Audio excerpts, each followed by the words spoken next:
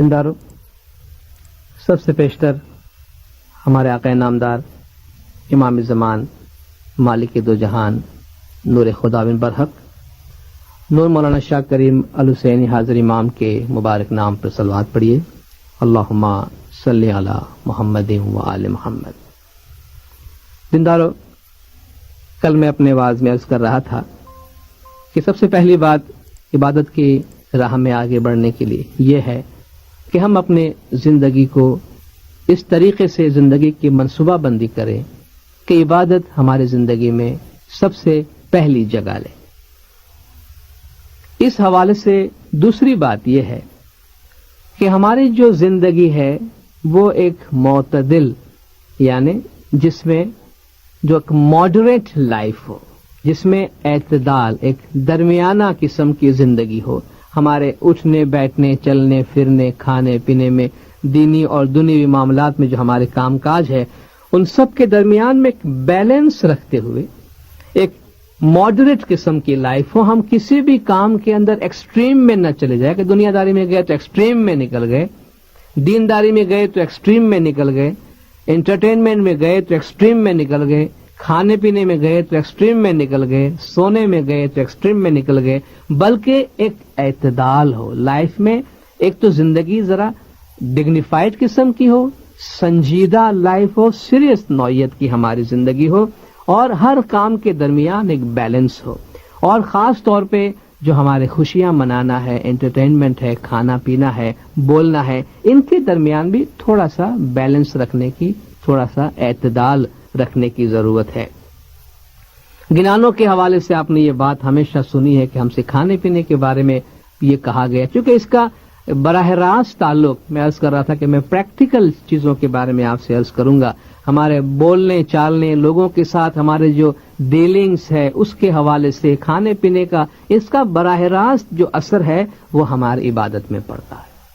اس لیے گنانوں میں آیا ہے کہ بھئی گتمائے آوی کینی وات نہ کریے، آہار گھڑے کری پیٹ نہ بھریے۔ جماعت خانے میں آ کر کسی کی بات نہ کرو، بہت زیادہ کھا کر پیٹ نہ بھرو۔ جو پیٹ بھر شو تو بھاری تھا شو، آوش نندرا نے بہو پچھتا شو۔ پیٹ بھر کے کھاؤ گے تو پیٹ بھرو گے تو بہت نیند آئے گی، اور جب نیند آئے گی تو سو جاؤ گے اور پچھتاؤ گے۔ ایک اور جگہ فرمایا گیا، اے ویرا مارا پیٹ پورن بھری نہ کیجیے آہار، پیٹ بھر کے کھانا نہیں کھاؤ، الپ آہار کری نندرا نیوار، کھانا تھوڑا کم کھا کے نیند کو بھگاؤ۔ چونکہ عبادت کے بارے میں اکثر جو سوالات آتے ہیں، جو شکایات آتی ہیں کہ بھئی ہم بندگی میں اٹھ نہیں سکتے، اٹھتے ہیں تو نیند آ جاتی ہے۔ نیند کا براہ راست ریلیشن ہمارے کھانے پینے کے ساتھ بھی ہے۔ ہماری کھانے پینے کی عادت سے ہمارے نیند پہ اثر پڑتا ہے، تو کھانا پینا بھی ذرا ماڈریٹ لیول پہ ہو، درمیانہ قسم کا ہو، کہ ہم بہت زیادہ اتنا نہ کھائے۔ چونکہ آج تو ہمارے صحت کے واسطے بھی ہم سے یہ کہا گیا ہے کہ انسان کھانا اس وقت چھوڑ دے جب پیٹ میں تھوڑی سی بھوک باقی ہو۔ یہ اس کے ہیلتھ کے لیے بھی اچھا ہے، اور اسپرچول ہیلتھ، فزیکل اور اسپرچول دونوں ہیلتھ کے واسطے اچھا ہے۔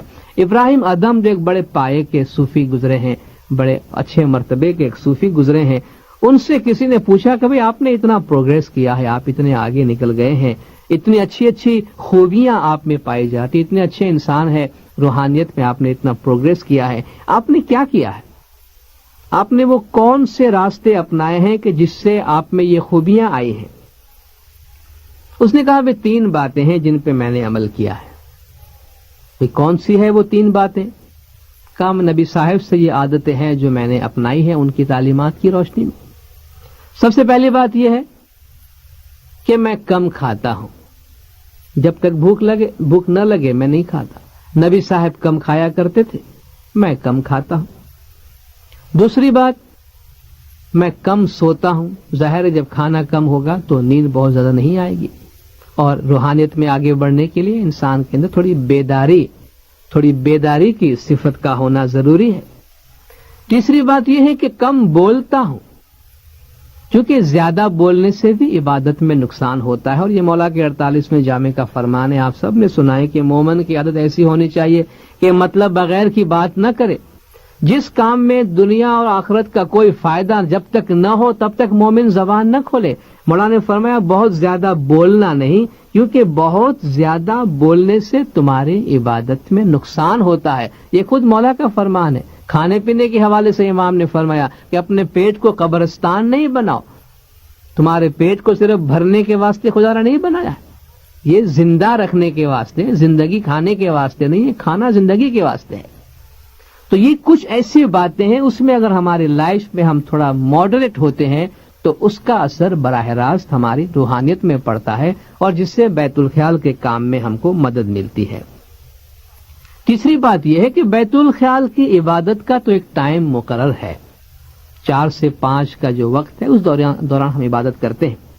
مگر اس کے علاوہ دن بھر یا رات کے دوسرے اوقات میں جب بھی ہمارے پاس وقت ہوتا ہے، ایک اچھے مومن کی یہ صفت ہوتی ہے کہ وہ خدا کے نام کی تسبیح پڑھتا رہتا ہے. خود مولا کا فرمان ہے کہ دن رات 24 گھنٹے میں عبادت کا اپنا ٹائم ہے. اس کے علاوہ جب بھی تم کو وقت ملے تم یا اللہ یا محمد یا علی یا جو بھی تسبیح آپ کو صحیح لگے، جو آپ کو اچھی لگے، آپ وہ تسبیح پڑھیں. اور یہ ساتھ میں دن بھر تسبیح پڑھتے رہنا. اور اس تسبیح پڑھنے کے واسطے یہ ضروری نہیں ہے کہ ہمارے ہاتھ میں ایک تسبیح ہونی چاہیے اور زبان سے تسبیح چلتے رہنی چاہیے. یہ مراد نہیں ہے. ہم اپنا کام کر رہے ہیں، ہم ڈرائیونگ کر رہے ہیں، ہم کسی اور جگہ پر ہے، ہمارے دل کے اندر وہ ذکر چل سکتا ہے. جب ہم اپنے جاب پر ہیں یا کہیں بھی ہیں، ہم کام کر رہے ہیں، اگر ہمارا ہاتھ کام کر رہا ہے، دست بکار ہاتھ کام میں ہے، دل بیار، جو دل ہے وہ محبوب کے ساتھ لگا ہوا ہے. تو آپ جب کام کرتے اس کام کے دوران بھی ذکر دل میں چلتے رہنا چاہیے. یعنی جو خدا کی یاد ہے، تسبیح ہے، یا اللہ یا محمد یا علی، یہ تسبیح جاری رہ سکتی ہے اور رہنی چاہیے، کیونکہ اس کا بڑا فائدہ ہے. اس سے ہماری روح میں ہمیشہ وہ گرمی موجود رہتی ہے، اور جب عبادت کے لیے آتے ہیں تو دنیا داری کا اتنا اثر ہماری روح پہ نہیں ہوتا. اس لیے بندگی کرنا ہمارے لیے بہت آسان ہوتا ہے. اور خود خدا نے قرآن میں یہ حکم دیا ہے کہ جو خدا کا ذکر کرتے ہیں، یذکرون اللہ قیاما وقعودا وعلی جنوبہم، وہ کھڑے ہیں یا بیٹھے ہیں یا لیٹے ہوئے ہیں، خدا کا ذکر کرتے ہیں. کھڑیا، پڑیا، بیٹھیا، لیٹیا، ہر دم سامرا جو سنبھالیے. گنان میں کہا گیا ہم کو، کھڑے ہو، بیٹھے ہو، لیٹے ہو، پڑے ہوئے ہو، چلتے ہو، سوتے، بیٹھے، راہ چلنتے، نام صاحب جی کو لیجیے. اور اس میں اس کو فارملائز کرنے کی ضرورت نہیں ہے. وہ فارمل تسبیح نہیں ہوگی. فارمل تسبیح جماعت خانے میں ہوتی ہے، دعا کے آگے پیچھے ہم پڑھتے ہیں، وہ ٹھیک ہے. مگر یہ انفارمل قسم کی، دل میں خدا کا ذکر، خدا کی یاد ہمیشہ چلتی رہے. اس سلسلے میں چوتھی بات یہ ہے کہ جب ہم خدا کا ذکر کرتے ہیں، تسبیح پڑھتے ہیں، یا جب بیت الخیال کا ذکر کرتے ہیں، اللہ کا فرمان ہے کہ یا ایھا الذین آمنوا اذکروا اللہ ذکرا کثیرا، اے ایمان والو اللہ کا ذکر کرو، کثرت سے کرو، بہت زیادہ کرو. وسبحوہ بکرۃ واصیلا، اور صبح و شام اس کی تسبیح پڑھا کرو. تو جب ہم ذکر کرتے ہیں تو ذکر کے واسطے یہ لازمی ہے کہ ذکر زیادہ ہو. جتنا زیادہ ہم ذکر کریں گے اتنا زیادہ ہم کو فائدہ ہوگا. پانچویں بات اس سلسلے میں یہ ہے کہ ہمارے اعمال کا ہماری عبادت کے ساتھ بڑا گہرا تعلق ہے.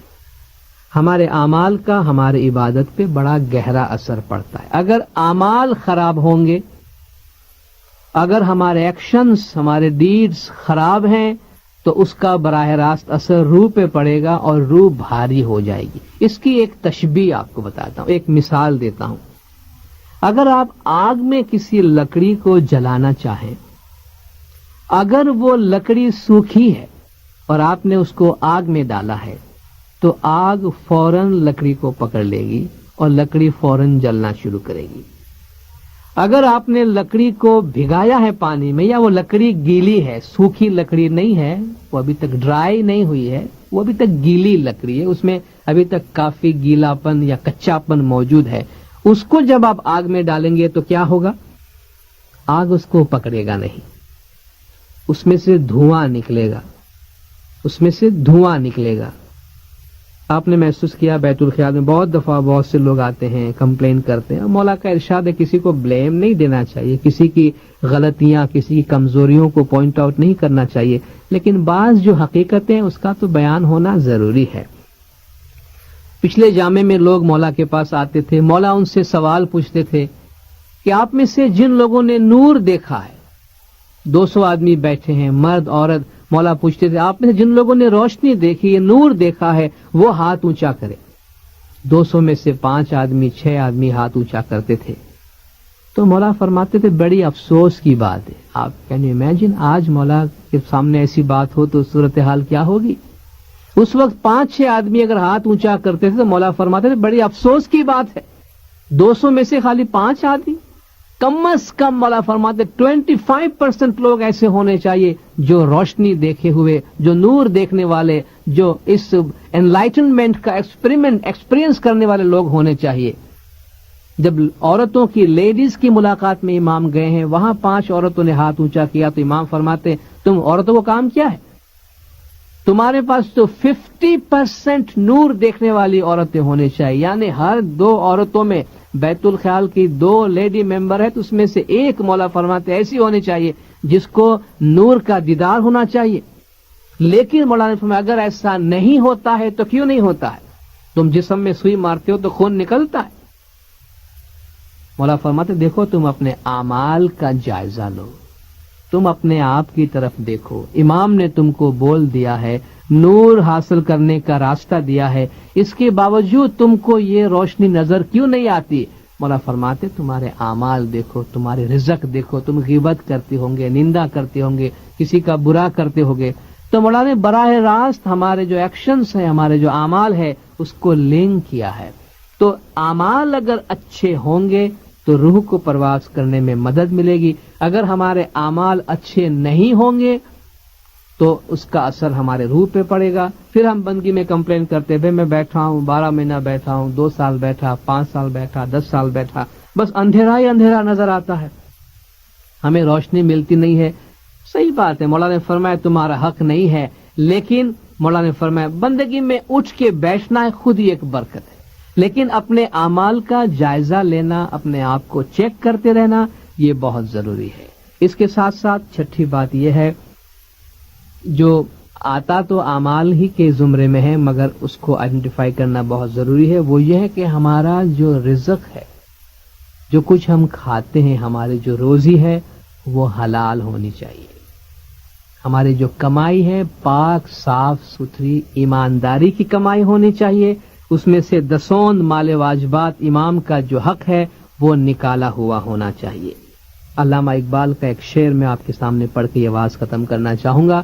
شعر ذرا اردو مشکل ہے مگر میں ترجمہ کر کے سمجھاؤں گا۔ علامہ اقبال کہتا ہے اے طائر لاہوتی اس رزق سے موت اچھی جس رزق سے آتی ہو پرواز میں کوتاہی۔ طائر لاہوتی، طائر کہتے ہیں پرندے کو، لاہوتی روحانی دنیا کو کہتے ہیں کہ اے روحانی دنیا کا پرندہ، اس کھانے سے، اس رزق سے، اس روزی سے، وہ مال پیٹ میں ڈالنے سے، منہ میں ڈالنے سے مر جانا اچھا ہے کہ جس کے کھانے سے تمہاری روح کے پرواز میں رکاوٹ پیدا ہوتی ہے۔ وہ کھانا کھانے سے تو مر جانا اچھا ہے جس کے کھانے سے ہمارے اسپرچول پروگریس کی راہ میں رکاوٹ پیدا ہوتی ہو۔ انشاءاللہ باقی باتیں کل کے آواز میں کریں گے۔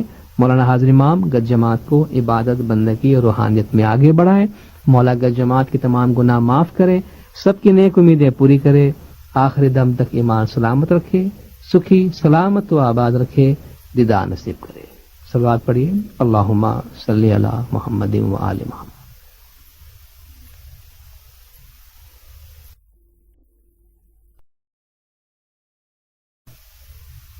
دیندارو، سب سے پہلے ہمارے آقا نامدار امام زمان مالک دو جہان نور خداوند برحق نور مولانا شاہ کریم الحسینی حاضر امام کے مبارک نام پر صلوات پڑھیے، اللہم صلی علی محمد و آل محمد۔ دیندارو، کل میں اپنے واعظ میں اعمال اور 10 رزق حلال حق حلال کی کمائی کا ذکر کر رہا تھا اور کس طریقے سے اس کا اثر ہماری روح پہ پڑتا ہے میں اس کا ذکر کر رہا تھا۔ ایک مثال بیان کرتے ہیں، تشبیہ بیان کرتے ہیں کہ ایک دنیا دار آدمی، دنیا پرست، پیسے والا ہونا بری بات نہیں ہے، لیکن دنیا دار ہونا، صرف دنیا کے اندر دل لگانا وہ بری بات ہے۔ تو وہ بڑا دنیا میں بڑا پھیلا ہوا انسان تھا، کافی دنیا اس نے جمع کی تھی، لیکن دینداری کا اس کو اتنا کوئی خاص خیال نہیں تھا. تو ایک دفعہ اس کو خیال ہے چلو بھائی میں عبادت میں کچھ آگے بڑھتا ہوں. تو ایک درویش کے پاس گیا، کہا بھائی مجھے روحانیت میں آگے بڑھنا ہے. کہا بھائی تم دنیا میں اتنے پھیلے ہوئے ہو، اس میں سے تم کو باہر نکلنا پڑے گا. کہا کچھ بھی ہو میں روحانیت میں آگے جانا چاہتا ہوں. کہا تمہارا کام نہیں ہے، چونکہ تمہارے پاس فکر کرنے کے لیے، سوچنے کے لیے اتنا کچھ تمہارے ذہن میں، تمہارے دل میں بھرا ہوا ہے کہ یہ کام تمہارے لیے بڑا مشکل ہے. اس نے انسسٹ کیا تو درویش نے کہا کہ چلو میرے ساتھ، مگر ایک شرط پہ تم میرے ساتھ چلنا کہ میں تمہیں جو بولوں وہ کرنا، لیکن کوئی سوال نہیں پوچھنا مجھے. کہا مجھے منظور ہے. درویش نے اس کو حکم دیا کہ 3 بھاری بھاری پتھر اٹھا لو. ایک چادر بچھائی اور اس میں 3 بہت بھاری وزنی پتھر اٹھا کے اس میں باندھ کے دیا کہ یہ اٹھاؤ اور چلو میرے ساتھ. اب وہ بندہ بڑا لگژریس لائف گزارنے والا، وہ پتھر اٹھائے کہاں چلنے والا تھا. تھوڑا سا چلا تو پریشان ہو گیا کہ بھئی یہ تو بڑا بھاری وزن ہے، میں تو ہانف گیا ہوں، میرا سانس پھول گیا ہے. کمپلین کیا کہ بھائی یہ پتھر لے کے تم مجھے کہاں لے جا رہے ہو؟ کہ دیکھو تمہاری میری شرط یہ ہے کہ تم شکایت نہیں کرو گے یہاں تک کہ تم سے برداشت نہ ہو تو کوئی بات ہے، لیکن یہ اتنا بھاری بوجھ پتھر خامخواہ کہ تم اٹھا کے چلا رہے ہو، مجھے اس کا کیا مطلب ہے؟ کیوں بھاری لگتا ہے؟ کہا میں تو چل نہیں سکتا ہوں بالکل. چلو ایسا کرو ایک پتھر اتار دو اس میں. تو ایک پتھر چھوڑ دیا اور باقی 2 پتھر، ابھی بڑی بھاری گٹھڑی اس کے ساتھ ہے، اس نے اٹھایا. کہا چلو. اب وہ تھوڑی پہاڑی پہ چڑھنے لگا. کہا میں سیدھی سڑک پہ نہیں چل سکتا ہوں، تم یہ پتھر اٹھا کے مجھے پہاڑی پہ چڑھا رہے ہو. تھوڑی دیر آگے گیا تو بس پھر سانس پھول گیا کہ بھئی میں نہیں چل سکتا، اتنا بھاری تم سامان اٹھا کے چلوا رہے ہو. کہا کیوں بہت بھاری ہے؟ کہا بہت بھاری ہے، میں تو موو نہیں کر سکتا ہوں. کہا فائن کوئی بات نہیں، ایک پتھر چھوڑ دو، ایک لے کے چلو. ایک پتھر رہ گیا، وزن تھوڑا کم ہوا، چلنے لگا، لیکن پہاڑی ہے، چڑھاؤ ہے، اوپر چڑھ رہا ہے، اس کو تکلیف ہو رہی ہے. کچھ دور اور آگے گیا تو شکایت کی کہ بھائی میں نے تم سے ریکویسٹ کی ہے کہ مجھے عبادت میں آگے جانا ہے، مجھے روحانیت میں پروگریس کرنا ہے، مجھے بندگی کرنی ہے، خدا کے پاس جانا ہے مجھے، تم نے یہ کیا مصیبت میرے سر پہ ڈالی ہے؟ کہا کیوں بہت بھاری ہے؟ کہا بہت بھاری، آخر اس پتھر کو اٹھانے کا مقصد کیا ہے؟ کہا چھوڑ دو پتھر اور خالی ہاتھ چلو میرے ساتھ. اب جب خالی ہاتھ چلنے لگا تو درویش نے پوچھا کہ ابھی کیسا لگتا ہے؟ کہا بڑا آرام ہے، بڑی راحت ملتی ہے، پہلے ہی مجھے خالی ہاتھ چلواتے، کیوں یہ مصیبت میرے سر پہ ڈالی تم نے؟ کہا دیکھو خدا کے راستے میں اگر جانا ہے نا، روحانیت کے راستے میں اگر جانا ہے تو دنیا داری کا لگیج لے کر ساتھ میں نہیں چلا جا سکتا. تم نے دنیا داری اپنے سر پہ اٹھا کے رکھی ہے نا، اس کو پیچھے چھوڑنا پڑتا ہے، ہلکا پھلکا بن کے جانا پڑتا ہے. تو ہلکا پھلکا بن کر جانے کے لیے تمہارے جو دنیا میں تمہارا جو انوالومنٹ ہے، مینٹل کمٹمنٹ ہے، تمہارا دنیا اپنے ساتھ رہتی ہے، دنیا میں رہنا ہے تو دنیا ہمارے ساتھ رہے گی. لیکن مولا فرماتا ہے دنیا میں ہم بھی رہتے ہیں، ہم بھی دنیا میں رہتے ہیں، مگر ہم دنیا سے دل نہیں لگاتے ہیں. تمہیں اگر عبادت میں، روحانیت میں آگے جانا ہے، خود مولا نے اپنے فرمانے میں جب آپ بندگی میں بیٹھیں تو تمام مٹیریل چیزیں، آپ کی تمام دنیاوی کمٹمنٹ، آپ کی تمام دنیا کی باتیں اپنے دماغ سے نکال دے. مولا فرماتے ہیں کیوں ہم آپ کو 4 سے 5 کے درمیان بندگی کرنے کو کہتے ہیں؟ لوگ آ کر پوچھتے ہیں کیوں ہم دن کے وقت بندگی نہیں کر سکتے ہیں؟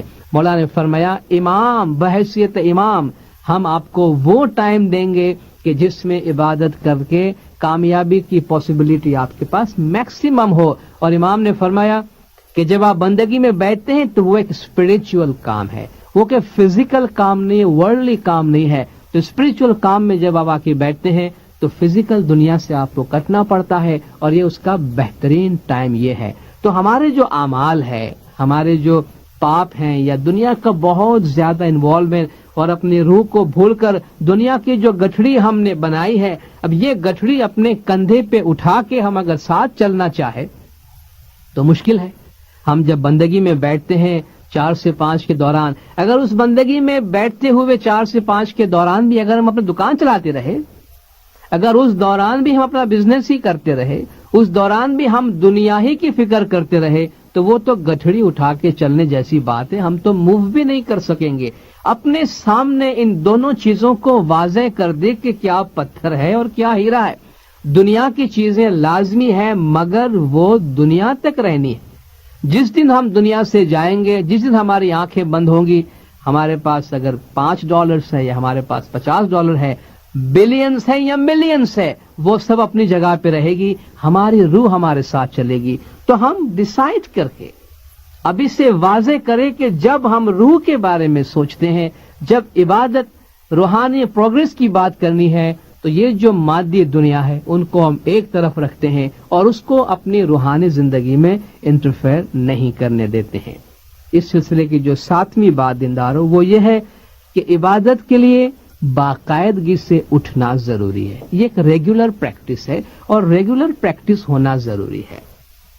ہمارا دھیان لگے نہ لگے, ہم تھوڑی دیر بیٹھے, زیادہ دیر بیٹھے, کبھی اچھی طرح بیٹھے, کبھی نہ بیٹھ سکے, لیکن امام زمان کی ذات سے جو ہم نے کمٹمنٹ کیا ہے, ایک تو وہ کمٹمنٹ پورا ہو اور بیت الخیال جو ہے وہ ہمارا سیکنڈ نیچر بن جائے. یعنی ہم کو اٹھانے کی ضرورت نہ پڑے, ہماری جو عادت ہے, ہمارا جو نیچر ہے, باڈی کا سسٹم ہے, اس طرح بن جائے کہ بھئی ہاں یہ ہماری عادت ہے, یہ ہماری ریگولیرٹی کا ایک حصہ بن جائے, باقاعدگی کے ساتھ اٹھے. امام نے بھی اپنے فرمان میں فرمایا کہ میں آپ سے پرفیکشن نہیں مانگتا ہوں, ریگولرٹی مانگتا ہوں. پرفیکشن دنیا میں پاسبل نہیں ہے, پرفیکٹ صرف اللہ کی ذات ہے. اس لیے امام بیت الخیال میں نہیں کہتا کہ آپ لوگ پرفیکشن کی کوشش کریں, پرفیکشن پاسبل نہیں ہے اور نہ ہم آپ سے پرفیکشن مانگتے ہیں, لیکن آپ بیت الخیال میں ریگولرلی آنے کی کوشش کریں. جب ہم ریگولرلی آئیں گے تو اس سے ہماری عبادت میں بڑا اچھا اثر پڑے گا. 8ویں بات اس سلسلے میں یہ ہے کہ ہم اپنے بول پہ جب کنسنٹریٹ کرنے کی کوشش کریں, امام کا بھی فرمان ہے, امام کی ہدایت ہے, امام کی گائیڈنس ہے کہ ہم گریجولی, کنسنٹریشن بہت ضروری ہے لیکن کنسنٹریشن کا ہو جانا آٹومیٹیکلی پاسبل نہیں ہے. اس کے لیے تھوڑی محنت بھی کرنی پڑتی ہے. اور دوسری بات یہ کہ ہم کوئی مشین نہیں ہے, کسی ایک دن ہمارا دھیان اچھا لگ گیا, کسی ایک دن دھیان بالکل نہیں لگے گا, اور یہ بالکل نیچرل ہے, اس میں ہم کو مایوس ہونے کی ضرورت نہیں ہے. لیکن ہم کوشش کریں, مولانا نے فرمایا ذکر پہ رفتہ رفتہ, آہستہ آہستہ, تھوڑا تھوڑا اپنا دھیان لگا کر اور دھیان کو بڑھانے کی کوشش کریں. مثلا 1 ویک تک ہم کنٹینیوسلی یہ ٹرائی کریں کہ ہم 1 منٹ ایک دھیان ہو کر بیٹھیں.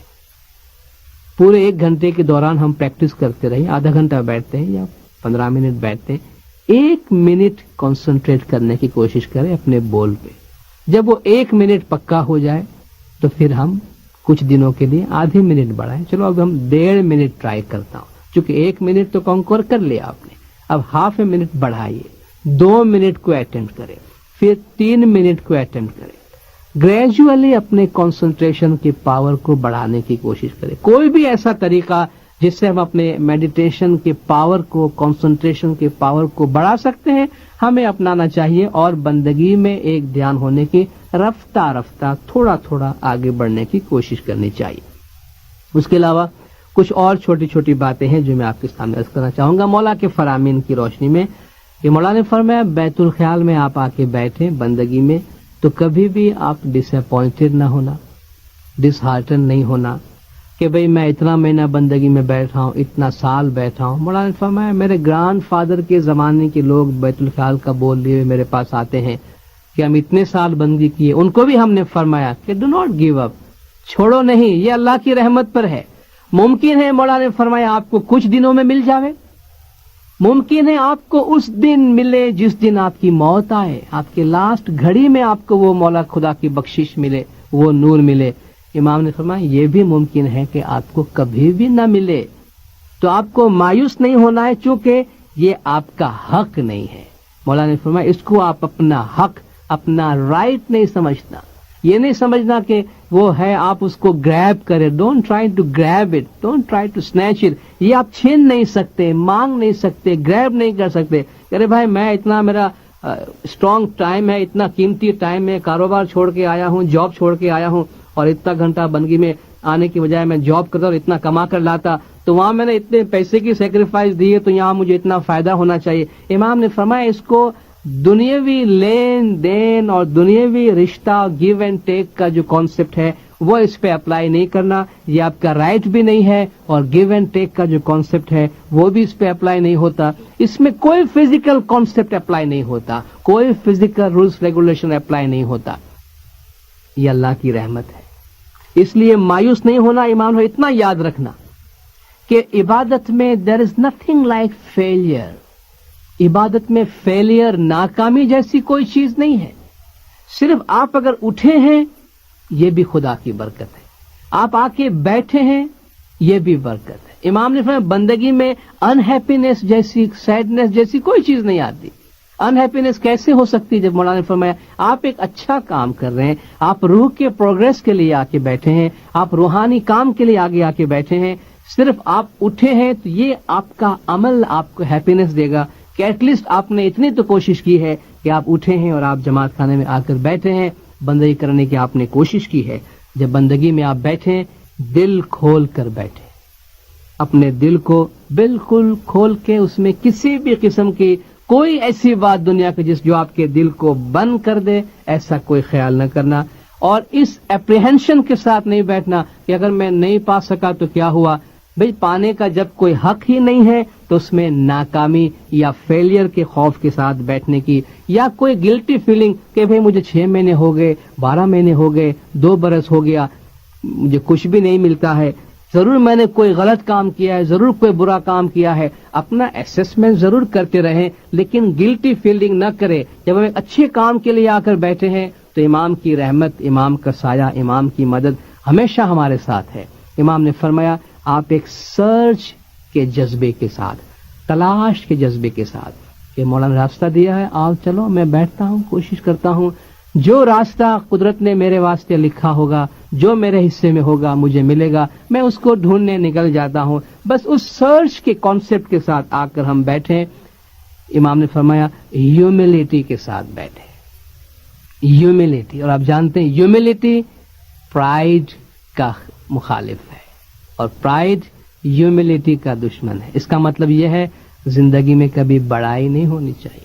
سارے گھمنڈ، ساری بڑائی کو چھوڑ کر ہیوملٹی کے ساتھ بندگی میں آ کے بیٹھے، خدا کی رحمت کی آس رکھے، خدا کی رحمت کی امید رکھے، اور یہ یاد رکھے کہ جو کام بھی ہم کر رہے ہیں وہ ایک اچھا کام ہے، مولا کے ہدایت اور مولا کے فرامین کی روشنی میں کرتے ہیں، اور اس میں ہمیں وہ راستہ، وہ چابی ملی ہے کہ جس میں برکت ہی برکت ہے، اس میں کوئی نقصان نہیں ہے. انشاءاللہ عبادت کے بارے کی چند پریکٹیکل وضاحتیں ہیں جو میں کل اپنے واعظ میں کروں گا. خداوند نور مولانا شاہ کریم الحسین حاضر امام ہم سب کو عبادت بندگی میں بھرپور رکھے. مولا گج جماعت کے تمام گناہ معاف کرے، سب کی نیک امیدیں پوری کرے، آخر دم تک ایمان سلامت رکھے، سکھی سلامت و آباد رکھے، دیدار نصیب کرے. صلوات پڑھیے. اللہم صلی علی محمد و آل محمد.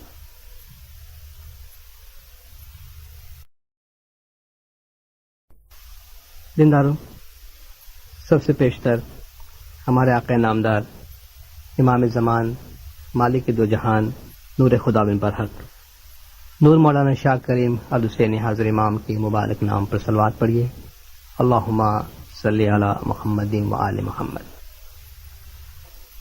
دینداروں، بیت الخیال کے عملی پہلو کے بارے میں چند باتیں جو میں نے آپ کے سامنے پیش کی،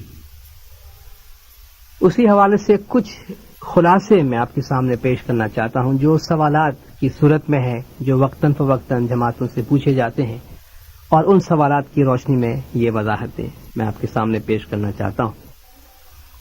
سب سے پہلی بات یہ ہے کہ بیت الخیال مولا کے فرمان کے مطابق یہ امام اور مرید کے درمیان ایک خفیہ اور ایک انڈیویجول لنک ہے. It's a personal link between the imam and دا مرید. دیر از نو intermediary between the imam and دا مرید. امام اور مرید کے درمیان کوئی وسیلہ نہیں ہے، کوئی تیسرا آدمی نہیں ہے. کیا مطلب اس کا؟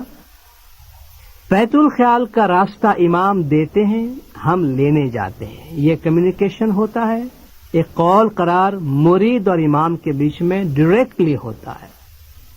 کوئی شخص بیچ میں آ کر یہ کہے کہ تم میرے پاس آؤ میں اپنی بندگی سے تم کو ہیلپ کروں یا تم میرے ساتھ بیٹھ کے بندگی کرو یا میں تمہاری بندگی میں تم کو آگے بڑھانے کے لیے تمہاری مدد کر دوں، ایسی کوئی چیز ہمارے طریقے میں نہیں ہے، اور زمانے کے امام کی طرف سے کسی کو ایسی کوئی اتھارٹی نہیں دی گئی ہے۔ یہ خود امام کے فرمان میں بار بار فرمایا گیا ہے کہ یہ ایک انڈیویجول لنک ہے، پرسنل لنک ہے بٹوین دا امام اینڈ دا مرید۔ جب ہم بندگی میں بیٹھتے ہیں، ہمارے بزرگوں کو معلوم ہوگا، اور اسی حوالے سے یہ پوچھا جاتا ہے کہ پہلے سانس اساس کی بندگی ہوتی تھی جس کا ذکر ہمیں گنانوں میں بھی ملتا ہے۔ سانس اساس کا ذکر کیا ہے؟ جب ہمارے پیروں کی تعلیمات ہوئی تھی اور اس کے بعد کافی عرصے تک ہمارے بندگی کی جو پریکٹس ہے اس میں بندگی کا طریقہ یہ رہا کہ ہم جب سانس لیتے ہیں، انہیل کرتے ہیں اور ایکسہیل کرتے ہیں، تو جو ذکر پڑھا جاتا تھا اس کو انہیل کرنے میں اور ایکسہیل کرنے میں ڈیوائڈ کرتے تھے۔ اس کو سانس اساس کی بندگی کہتے ہیں۔ مثلا اگر یا علی کوئی پڑھتا ہے تو سانس لیتے ہوئے یا کہتا اور سانس نکالتے ہوئے علی کہتا، تو یہ ہے سانس اساس کی بندگی۔ اپنے سانس کے لینے اور نکالنے میں اپنے بول کو وہ بریک کرتے تھے اور امام کی ہدایت کے مطابق ہوتی تھی۔ اور دوسرا طریقہ ہوتا تھا اپنے سانس کو روک لیتے تھے، اس کو حبس سے دم کہتے ہیں کہ بھئی اپنے بریدنگ کو روک لیا ہے اور بریدنگ کو روک کے بندگی کرتے تھے۔ مولانا حاضر امام کی ہدایت کے مطابق سانس اساس کی بندگی اب ہمارے پاس نہیں ہے۔ خود مولا کے 48ویں جامع کا بھی فرمان ہے کہ سانس اساس کی بندگی ہم نے ختم کی ہے۔ امام نے فرمایا دیکھو ابھی ہم تمہارے سامنے بیٹھے ہیں، ہمارا سانس چلتا ہے، آتا ہے، جاتا ہے نیچرلی، ہم اس پہ زور نہیں لگاتے۔ مولانا فرمایا اس طریقے سے آپ جب بندگی میں بیٹھے تو اپنی بریدنگ کو فورس نہ کرے، اپنی بریدنگ کو کنٹرول نہ کرے، اس کو نیچرلی چھوڑ دیں۔ اس سے آپ کا کوئی لنک نہیں کہ آپ اس پہ کوئی بھی دھیان دیں، اپنے سانس کو آزاد چھوڑ دیں، سانس آئے جائے، آپ صرف کانسنٹریٹ کریں بول کے اوپر۔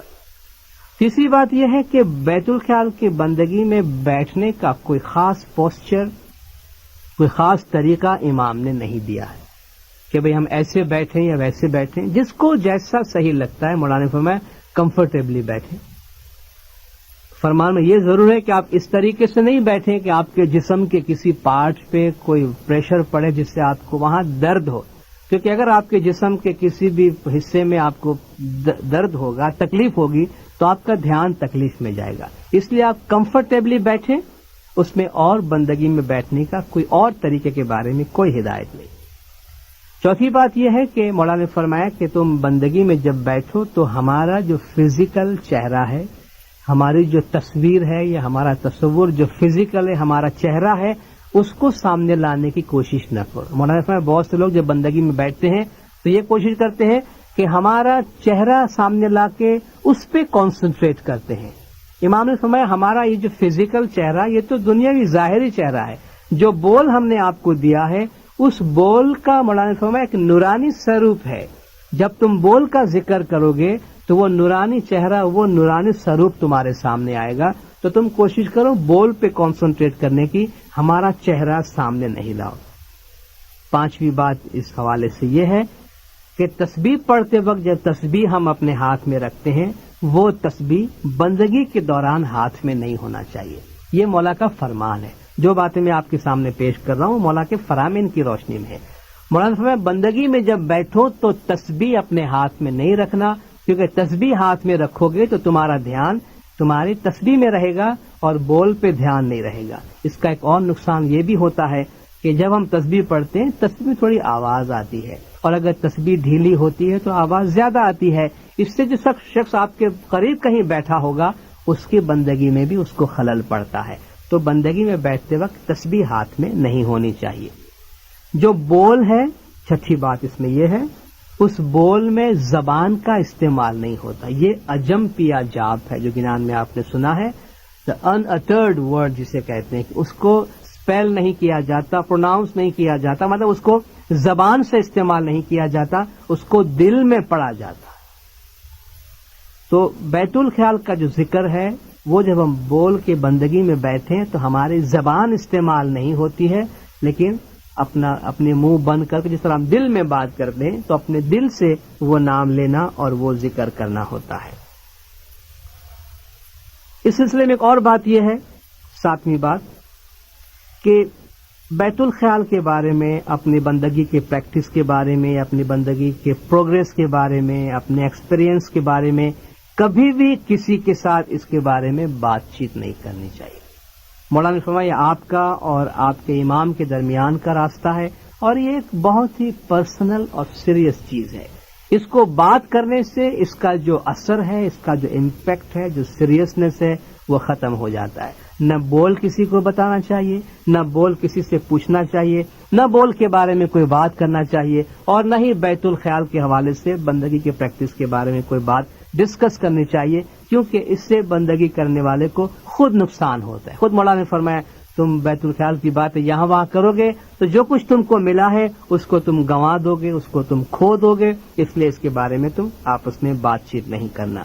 بیت الخیال کی عبادت پرائمریلی اسپرچل پروگریس کے واسطے ہے، یہ مشکل آسان کے واسطے نہیں ہے۔ بیت الخیال کا بول مشکل آسان کی تسبیح نہیں ہے۔ یہ اور بات ہے کہ بیت الخیال کی بندگی سے ہمیں روحانی ترقی ہوتی ہے، ہمارے اندر مضبوطی آتی ہے، طاقت پیدا ہوتی ہے، صبر، ہمت، قوت، برداشت، بہت کچھ ملتی ہے، جس کے نتیجے میں دنیاوی مشکلات کو برداشت کرنے کی ہم کو بہت طاقت ملتی ہے۔ یہ بندگی کے فائدے ہیں، لیکن بنیادی طور پر پرائمریلی بیت الخیال جو ہے وہ کوئی مشکل آسان کی یا دھندے روزی روزگار میں برکت کی کوئی تسبیح نہیں ہے۔ بیت الخیال کا بول بنیادی طور پر روحانی ترقی اور اسپرچل پروگریس کے واسطے ہے۔ دیندار جماعت کے بہت سے دیندار بھائی اور بہن وقتاً فوقتاً یہ پوچھتے ہیں کہ بھئی جن لوگوں کے پاس بول نہیں ہے مگر وہ بندگی کرنا چاہتے ہیں، مجالس میں جاتے ہیں، مندر میں جاتے ہیں جہاں بندگی ہوتی ہے، تو وہ کیا کرے؟ جن کے پاس بول نہیں وہ کوئی بھی نام، خود مولانا نے اپنے فرمان میں یا اللہ یا محمد یا علی کی تسبیح تو ہم کو دی ہوئی ہے، کوئی بھی ایک نام لے لے، جیسا ان کو ٹھیک لے، کوئی بھی تسبیح وہ لے لے، اور وہ تسبیح اپنے اگر بیت الخیال میں آ کر وہ بیٹھتے ہیں یا کسی مجالس کی عبادت میں ہے تو اس دوران وہ بیٹھ سکتے ہیں اور اس کا ذکر کر سکتے ہیں۔ 4 سے 5 جو بندگی کا وقت ہے، اس کے علاوہ جتنی بھی مجالس میں بندگی ہوتی، جو 5-12 سال کی مجلس ہے اور مجالس ہے، بیت الخیال کی ماہانہ مجالس ہے، جن جن مجالس میں بندگی ہوتی ہے ان تمام مجالس میں بھی ہم بیت الخیال ہی کا ذکر کرتے ہیں، اسی بول ہی کا ذکر کرتے ہیں۔ بعض لوگ یہ سمجھتے ہیں کہ بھئی بندگی کرنے میں اگر آپ اپنے جسم کو تھوڑی تکلیف دیتے ہیں تو اس میں آپ کو زیادہ فائدہ ہوگا، تو بعض لوگ یہ سمجھتے ہیں کہ بجائے بیٹھ کے بندگی کرنے کے اگر ہم کھڑے رہ کر بندگی کریں تو اس میں زیادہ فائدہ ہوگا، اور اگر ہم ایک پیر پہ کھڑے ہو جائیں تو اور زیادہ فائدہ ہوگا۔ دینداروں، کھڑے رہ کے بندگی کرنا یا ایک پیر پہ کھڑے رہ کے بندگی کرنا ایسی کوئی تعلیم، کوئی ٹریننگ ہمارے طریقے میں نہیں ہے۔ آپ نے خود سنا، فرامین میں بار بار مولا فرماتے ہیں یہ کنسنٹریشن کی چیز ہے، یہ میڈیٹیشن کی چیز ہے۔ اب میں ایک پیر پہ کھڑے ہو کر یا میں کھڑے رہ کے بندگی کرنا جاؤں تو میں بول پہ کانسنٹریٹ کروں گا یا اپنے کھڑے رہنے پہ کانسنٹریٹ کروں گا؟ جو کام امام نے ہم کو نہیں دیا ہے، جو کام امام ہم کو آسان کر کے دیتے جا رہے ہیں، اس کو ہم خود اپنے ہاتھوں سے مشکل کیوں بنانا چاہتے ہیں؟ امام نے فرمایا کمفرٹیبلی بیٹھیں، آرام سے بیٹھیں، بول پہ ایک دھیان ہو اور روحانیت میں آگے بڑھنے کی کوشش کریں۔ اس کو زیادہ کمپلیکیٹڈ بنانے کی ضرورت نہیں ہے، آسان راستہ ہے، سیدھا راستہ ہے۔ امام اگر زنجیریں اتار کر پھینکتے ہیں تو ان زنجیروں کو لے کے ہم پھر سے اپنے گردن میں، ہاتھ پیر میں کیوں ڈالتے ہیں؟ تو اس قسم کی کھڑے رہ کے بندگی کرنے کی کوئی ہدایت زمانے کے امام کی طرف سے نہیں ہے، اور نہ ہی اس کے بارے میں کوئی انکریجمنٹ کیا جاتا ہے۔ آخری بات دینداروں میں آپ سے یہ عرض کرنا چاہتا ہوں کہ بیت الخیال کا ستارہ جو آج ختم ہو رہا ہے، 7 دن کی عبادت، 7 دن کی تسبیح ہم نے پوری کی، بیت الخیال کا ستارہ بذات خود اینڈ نہیں ہے کہ بھئی میں نے ستارہ اٹینڈ کر لیا، واہ واہ مجھے شاباشی دو، میں نے کتنا زبردست کام دیا۔ بیت الخیال کا ستارہ مینز ہے، یہ ذریعہ ہے، مقصد نہیں ہے۔ کس بات کا ذریعہ ہے؟ یہ ذریعہ ہے بیت الخیال جو ہمارا مقصد ہے اس کا۔ اصل جو مقصد ہے وہ بندگی میں آنا ہے، اصل مقصد بندگی میں آنے کی عادت بنانا ہے۔ ستارہ ہمیں وہ عادت کریٹ کرنے کے لیے 7 دن کے واسطے ہیلپ کرتا ہے۔ ستارہ ہمیں پریپیئر کرتا ہے کہ کل سے ہم بیت الخیال کی حاضری میں پابندی کے ساتھ آنے کی کوشش کریں۔ بیت الخیال تو ایکسرسائز ہے۔ اگر ہم بیت الخیال کی تسبیح پڑھ کے چلے جاتے ہیں، بعض لوگ تسبیح کو بڑی اہمیت دیتے ہیں اور بندگی سے چلے جاتے ہیں، 4 بجے کب ستاڑا ہو گیا اب میں گھر جاتا ہوں. ارے بھائی، یہ تسبیح جو پڑھی گئی ہے یہ کوئی دنیا مشکل آسان کے واسطے نہیں ہے، یہ تسبیح روحانی مشکل آسان کے لیے اور بندگی میں تم کو طاقت دینے کے واسطے. یہ تو ایسا ہی ہوا کہ ایک لڑکا بڑی محنت کرتا رہا ایگزامینیشن میں بیٹھنے کے واسطے، خوب پڑھتا رہا، بڑی محنت کی، اور جب ایگزامینیشن کا ٹائم آیا تو اٹھ کے بھاگ گیا کہ میرا کام ہو گیا. ارے بھائی، تم جو تیاری کر رہے تھے ایگزام کے واسطے کر رہے تھے، ابھی تو ایگزام آیا ہے. یہ تو ہے کہ فوجوں کو آپ تیار کر رہے ہیں، ٹرین کر رہے ہیں، خوب تیار کر رہے ہیں کہ جب لڑائی آئے تو وہ فوج جو ہے وہ مقابلہ کرے، اور جب لڑائی آئے تو کہ ہماری ٹریننگ ختم ہو گئی ہم جا رہے ہیں. ارے بھائی، تمہاری ٹریننگ لڑائی کے واسطے ہوئی ہے. تو یہ ستاڑا، اس کی تسبیح، اس کی تیاری، گریاوزاری بندگی کے واسطے ہے، اور وہ بھی صرف 7 دن کی بندگی کے واسطے نہیں، ہماری عادت بنانے کے واسطے. تو جس طریقے سے ہم 7 دن تسبیح میں آئے ہیں، 7 دن بندگی میں بیٹھے، یاد رکھیے یہ 7 دن کی تسبیح اور 7 دن کی حاضری بندگی میں ریگولر بنانے کے واسطے. جس طرح ہم 7 دن اٹھے ہیں، ہم 8ویں دن بھی اٹھ سکتے ہیں، 15 دن بھی اٹھ سکتے ہیں، 6 مہینہ بھی اٹھ سکتے ہیں، یہ ہمارے اپنے ہاتھ میں ہے. تو یہ ستاڑا ہماری عادت بنانے میں ہماری مدد کرتا ہے. تو آج اس ستاڑے کے آخری دن ہم کوشش کریں، ہم کوئی کمٹمنٹ اپنی طرف سے لائیں، زمانے کے امام سے وعدہ کریں، اپنے لائف کو پراپرلی سیٹ کریں، اور کوشش کریں کہ ہماری زندگی کا جو سب سے بڑا مقصد ہے کہ ہم اپنی زندگی کے باطن کو، اسپرچول سائڈ کو، روحانی سائڈ کو نہ بھولیں، اس کے بارے میں کوئی فیصلہ کریں اور باقاعدگی سے بیت الخیال میں آ کر حاضری دیں، عبادت بندگی کے راستے میں آگے بڑھیں، تاکہ مولا فرمائے جب آپ دنیا سے جائیں تو نور سے بھرپور ہو کے جائیں، روحانیت سے بھرپور ہو کر جائیں، سرخ روح ہو کر جائیں، ایسا محسوس کرتے دنیا سے جائے کہ اس دنیا میں ہم نے ایک فروٹفل زندگی گزاری ہے، اور اس اٹرنل لائف میں ایک بہت ہی اچھی جگہ، اسپرچولی ہم نے ایک بہت ہی کامیاب جگہ اپنے لیے بنائی ہے. خداوند نور مولانا شاہ کریم حسین حاضر امام ہم سب کو عبادت بندگی میں بھرپور رکھے. مولانا حاضر امام گج جماعت کے تمام گناہ معاف کرے، سب کی نیک امیدیں پوری کرے، آخری دم تک ایمان سلامت رکھے، سکھی سلامت و آباد رکھے، دیدار نصیب کرے. صلوات پڑھیے. اللہم صلی علی محمد و آل محمد.